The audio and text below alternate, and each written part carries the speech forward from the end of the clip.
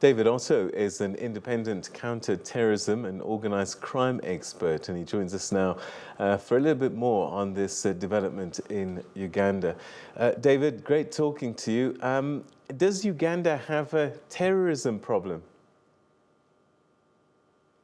They do now, but of course, every African country or every country in the world should have a terrorism problem, in the sense of the recent activities of ISIS and Al-Qaeda throughout the globe. Now, I think what we're seeing is a lack of perhaps a coordinated counter-terrorism strategy to prevent these kind of devastating IED, attacks, happening, caused by groups like the Islamic State affiliated to the Allied Democratic Forces. So, I mean, this is not a new movement. Of course, the ADF, as is known, has been in Uganda since the 90s. And, they've always opposed the regime of Yoweri Museveni. I think what has changed now is that the group has now affiliated itself with the Islamic State of Central Africa, the ISIL. And then it has developed networks with groups within Mozambique. So, to cut a long story short, Uganda now has a much more bigger terrorism problem than one would have expected. But this shouldn't be a surprise. It is shocking as it is, but the signs were there. With the previous bombings that were quite, not of a significant impact as the ones that we've seen today. Do we know what this IS group wants as an outcome in Uganda? I think the claim of every Islamic State affiliate is that, they want to align themselves to the so-called establishing a caliphate that is ruled by Sharia. And this is irrespective of the fact that it's a very difficult agenda for them to achieve. But if you look at the what I describe as the Otto's triangle, which talks about how terrorism takes place. So if you look at the motivation, you would quickly see that there has been some attempts, by the government to suppress democratic principles, and we've seen with the previous elections, which was highly contested. These terrorist organizations will pick on issues like that, and use that opportunity to strike, by simply saying that the democratic system is not working. Remember that the U.S. Secretary of State, Anthony Blinken, is visiting Africa, and one of the countries that is supposed to visit is Kenya, which is neighboring Uganda. And he's coming there to talk about human rights abuses and how Africa has been able to progress vis-a-vis the U.S. relations. He's talking about security in the east of Africa, and of course, Uganda is one of them. So I think, these attacks are not, spontaneous. They are timed with this visit. But also, if you look at the targets, they hit the parliament. This is the heart of the constitution and democracy in Uganda. And then, the national security, which is, the central police station, which is the most important national security establishment. So it is a strike in the heart of the nation, security, but also in the heart of the nation's constitution. And that alone is enough motivation to drive these groups going.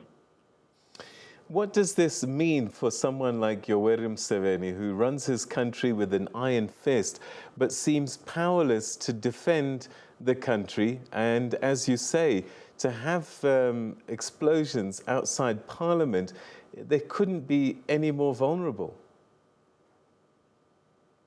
I mean, Uganda is a very experienced country when it comes to counterinsurgency. I mean, the current government of Yoweri Museveni came from that,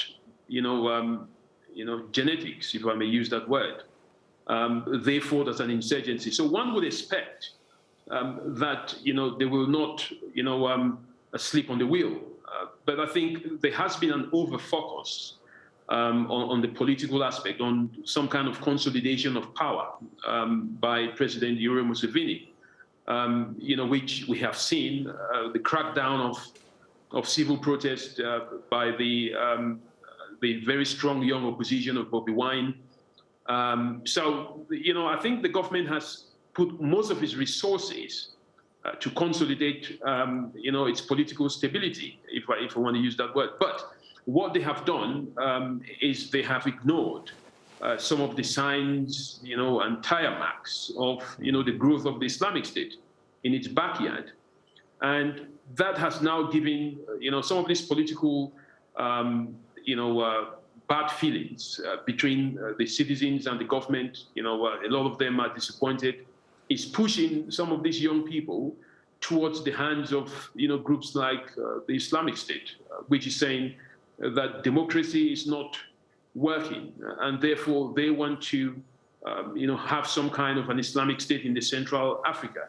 Now, it doesn't mean that they can achieve it, but what it also means is that they can destabilize the government of Yoweri Museveni, and this is a tell sign which one needs to really look into the best way that Uganda has to come out of it. But I'm sure that the president, has a lot of experience. I'm sure that he may look into this and refocus.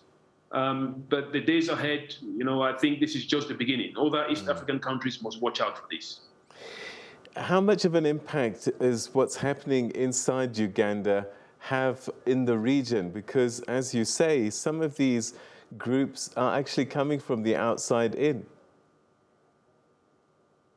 I mean, the issue with East Africa and most of Africa is the porosity of their borders. So, for example, a group like the Allied Democratic Forces, they were principally in Uganda, but then they moved towards the Congo region, where they have settled in areas like Kivu. And it is this same group, which was started by people like, Jamal. I think Jamal. Well, I think I've just forgotten the guy's name, but I think Jamal Mutuvi, something like that. He was one of the leaders of the group.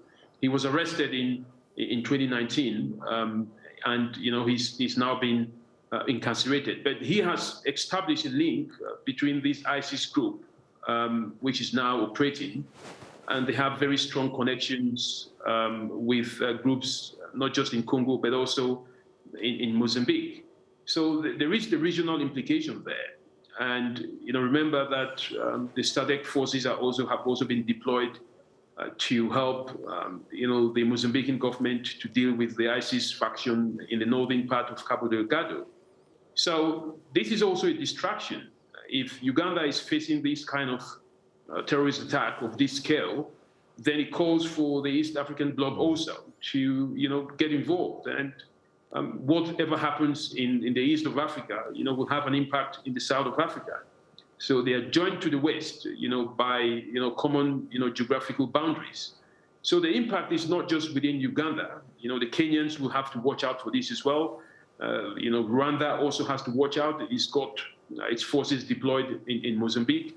And the fact that this group is linked to the Mozambican faction means that, the entire East and South Africa has to be on very high alert. Again, I don't think this is the last of it. As a matter of fact, there's a possibility that we might see a much more heavier impact kind of attack, as we've seen, more than what we've seen today. What can Uganda do? I think what Uganda needs to do is to, go back to the drawing board and, develop some kind of a national security threat, but also look at the level of vulnerability. And I think what the government had failed to do is to prevent the attack from happening. It does mean that the high level of threat that the Islamic State posed, to the Ugandan government was ignored. But the previous attacks, that happened just, under a month, should have been a warning sign. The first attack happened in a pork joint, and the second was, in a local bus. These were all signs that something bigger, was on its way. So I think what Uganda needs to do now is to review, their security resilience strategy. They've got to look at what went wrong and, come up with strategies to protect critical infrastructure, but also places where the local population is most likely to be targeted.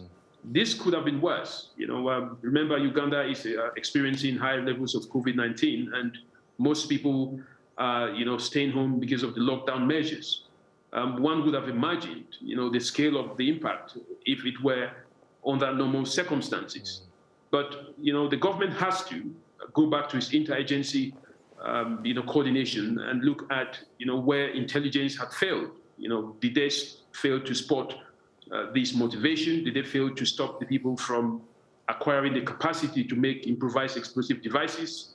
And how could they have stopped these bombers from targeting, very hard areas, like, close to the parliament and the police station? It is, some kind of an abuse or a mockery to the national security of Uganda for this to happen, because of course it targets the police, that is supposed to protect the people, and that means a lot. Should we read anything into the timing of these attacks, or is it just coincidental that US Secretary of State Antony Blinken is next door? What we've noticed in the past is that the Islamic State doesn't launch attacks randomly. It takes into consideration certain events. You've got to remember that, the Islamic State previous leader, Abu Bakr al-Baghdadi, had mentioned and given praises to the Islamic State of Central Africa province when it established itself. Since then, the group has not launched any major attacks within its area of influence, so to speak. So again, this is one area that, one can consider as, the timing for the group is that they want to be able to demonstrate that, they have a strong presence in East Africa. And in order for them to get the most publicity, they choose the time when the US Secretary of State, Antony Blinken, is visiting Africa for US-Africa relations. They've got to visit Kenya. I think they will have, probably he's already there. And, he's got to make a visit in Abuja, in Nigeria, but also in Senegal. And this visit is an African, wide visit. So, and the key discussions around that is Antony Blinken discussing the democratization of, African politics, but also human rights and issues of national security. And the attack on the parliament, just close to the parliament, is an indication that, there is an attack on democracy by these groups. He's talking about national security. The attack close to the central police station indicates that the national security of East Africa is under threat. So that is one significance in terms of the timing. The last one is the fact that, countries like Afghanistan have just been taken over by the Taliban. And, the fact that the US is visiting Africa to talk about issues of security and collaboration, I think these groups are just sending a very direct message that the US will not protect you because, they were unable to achieve their aims, in Afghanistan, where groups like ISIS and Al-Qaeda continue to operate there. So these connections have to be made. And, of course, I understand that, the president of Uganda, Yoweri Museveni, is about to make a public statement, I think in less than 48 hours. This was, this had nothing to do with the attack. But now that, the attack has happened, I'm sure that his speech will have to include, how best, to deal with the insecurity issues. So those significance, cannot be underestimated.